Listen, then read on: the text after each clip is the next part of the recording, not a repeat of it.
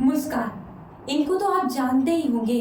अरे ये वही मुस्कान है जो कुछ समय पहले अपने प्रेमी के साथ मिलकर अपने पति की 15 टुकड़े कर दिए। मेरठ की मुस्कान आज जेल में बैठकर रामायण पढ़ रही है, लेकिन कुछ दिन पहले तक उनकी जिंदगी बिल्कुल ही अलग थी। वो प्यार में थी, लेकिन यह प्यार ऐसा जुनून बना कि उसने अपने ही पति का बेरहमी से कत्ल कर दिया।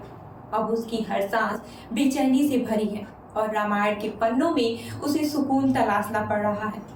बुधवार को जब मुस्कान और उसके प्रेमी साहिल को कोर्ट में पेश किया गया तो दोनों करीब 14 दिनों बाद आमने सामने आए।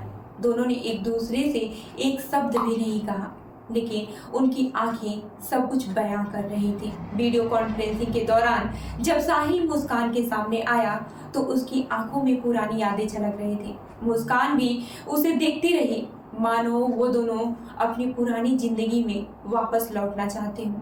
लेकिन अब उनके बीच सिर्फ एक सच्चाई खड़ी थी, कत्ल की वो रात जिसने उनकी जिंदगी हमेशा के लिए बदल दी।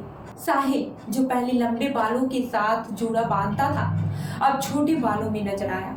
उसका चेहरा साफ था, उसकी आंखों में पहले जैसा आत्मविश्वास नहीं दिख रहा था। मुस्कान ने जब उसे देखा तो कुछ पल के लिए उसकी आंखें ठहर गई। वो शायद सोच रही थी, क्या ये वही साहिल है जिसके लिए उसने अपनी पूरी जिंदगी दांव पर लगा दी थी। 3 मार्च की रात मेरठ में एक दिल दहला देने वाली घटना घटी। मुस्कान ने अपने प्रेमी साहिल के साथ मिलकर अपने पति सौरभ राजपूत को मारने की साजिश रच ली थी। पहले उसने सौरभ को नशीले पदार्थ खिलाया ताकि वो बेहोश हो जाए। जब सौरभ को होश नहीं आया तो मुस्कान ने खुद चाकू उठाया और उसके सीने पर वार कर दिया। वार इतना गहरा था कि सौरभ का दिल 2 टुकड़ों में कट गया। लेकिन मुस्कान और साहिल को लगा सिर्फ कत्ल करना ही काफी नहीं है। उन्होंने लाश के 15 टुकड़े किए और उन्हें ड्रम में भरकर सीमेंट से पैक कर दिया ताकि किसी को शक भी ना हो। अगले दिन दोनों बेफिक्र होकर हिमाचल घूमने के लिए निकल गए, जैसे ही कुछ हुआ ही ना हो। 17 मार्च को जब मुस्कान और साहिल वापस मेरठ लौटे तो किसी को उन पर शक हो गया। पुलिस ने जब मामले की जांच शुरू की तो धीरे धीरे इस खौफनाक सच का खुलासा हुआ।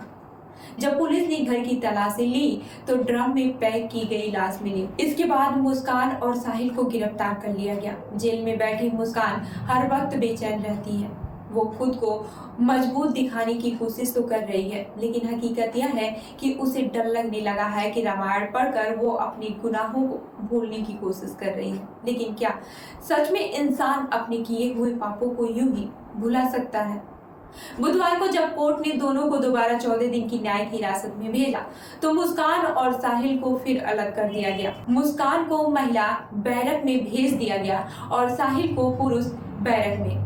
उनके बीच न कोई बातचीत हुई, न कोई शब्दों का लेन देन, सिर्फ आंखों की एक आखिरी मुलाकात हुई जो शायद अब हमेशा के लिए अधूरी रह जाएगी। अब सवाल यह है कि क्या मुस्कान को अपने गुनाहों का एहसास हो चुका है?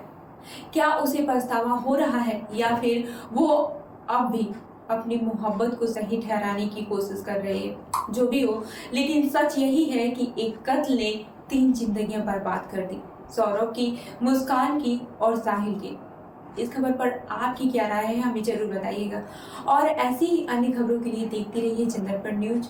मिलते हैं अगली वीडियो में। धन्यवाद।